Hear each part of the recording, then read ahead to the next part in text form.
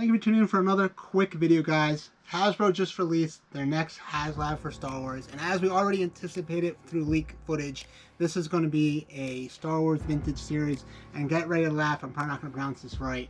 The Star Wars vintage Cantina, I can't pronounce. So take a minute, laugh, let's get that over with.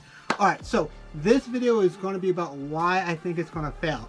Now let's get one thing out the way real quick. I hope it doesn't fail. It's not a hate video. I know a lot of videos can be clickbaity as far as trying to get people into your videos for basically negativity. But I want to talk about why I think they're messing up and what they could do to address it. Because I do want to see these Haslabs to continue to, I want to see these Haslabs to continue to get funded, because that means they will continue to do them.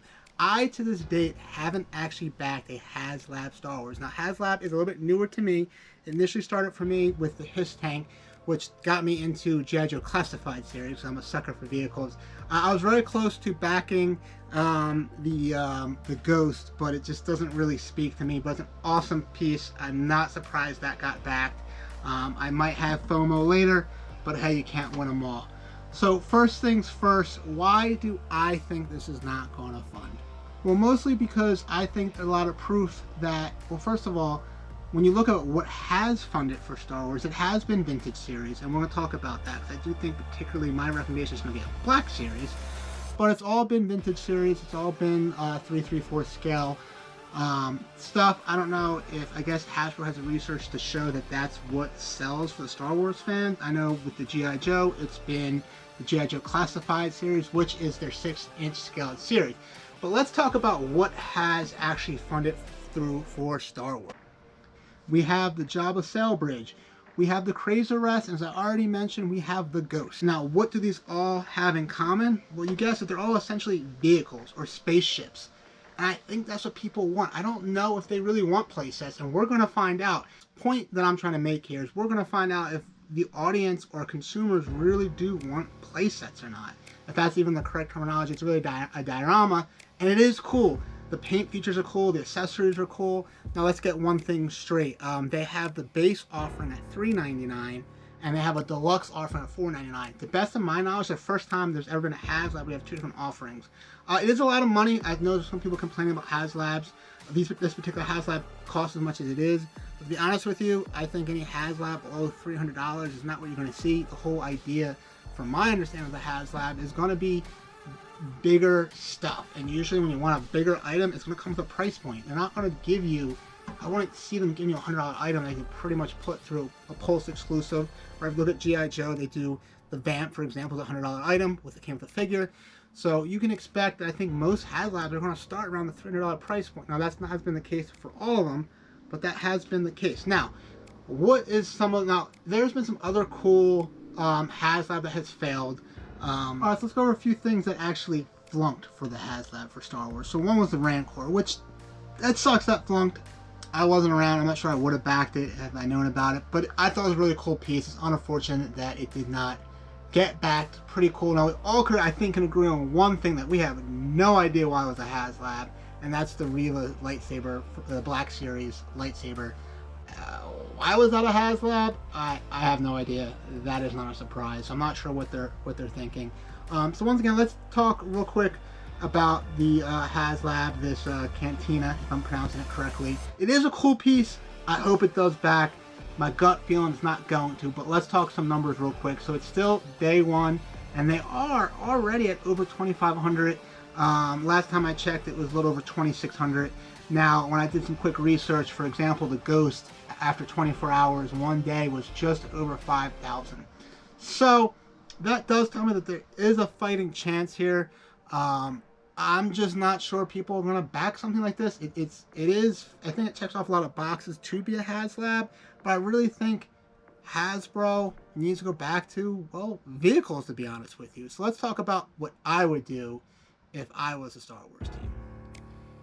That's right, guys. I would do the AT-ST. Now, I wouldn't do a vintage, though. I wouldn't do the vintage series. I wouldn't do the scale. They did a Black Series one, which was basically, ironically, the vintage scale by today's standards. It was a 3/4 inch scale. What I mean by that is the AT-ST was designed for figures of the 3/3/4 inch scale.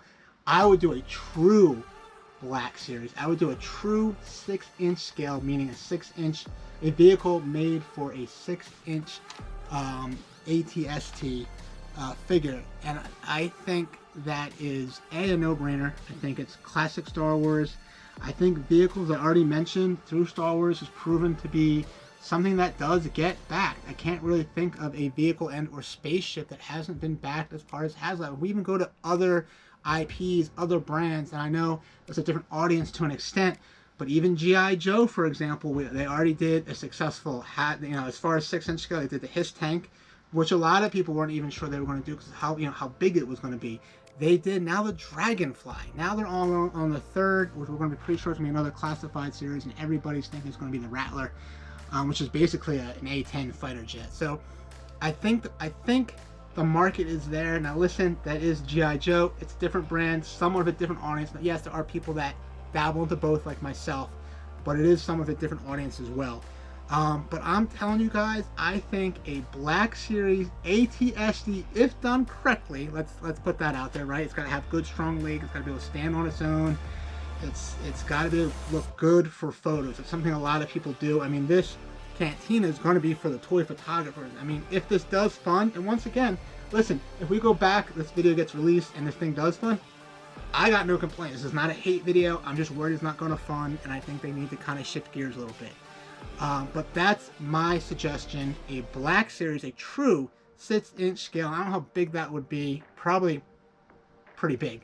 But now, if I'm popping up some pictures, people have done it. People have done 3D printed versions of this, and it is pretty damn big, and it's really freaking cool. But I feel confident such an iconic vehicle, let's call it, from Star Wars would get backed, and it's not going to be over the top. It can be done. Like, listen, would we love to have a 6-inch version, or 6-inch scale, meaning one thing in the figures, for like an AT-AT?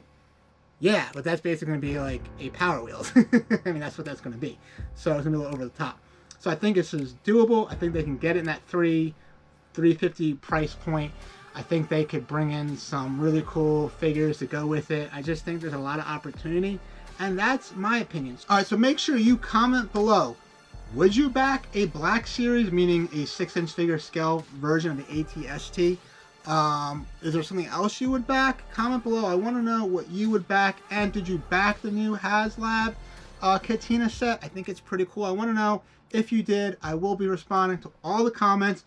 If you made it this far, you should also consider subscribing to the channel. I will greatly appreciate it. I communicate with all my videos. Well, I should say I'm interactive as much as I can. It's a smaller channel, so it's really hard for me not to. But make sure you check me out also on Instagram at _JohnnyRetro for all the latest updates and photos that I'll be putting out there. But other than that, guys, you have a fantastic night. I'll see you guys in my next video. I'm out. Peace.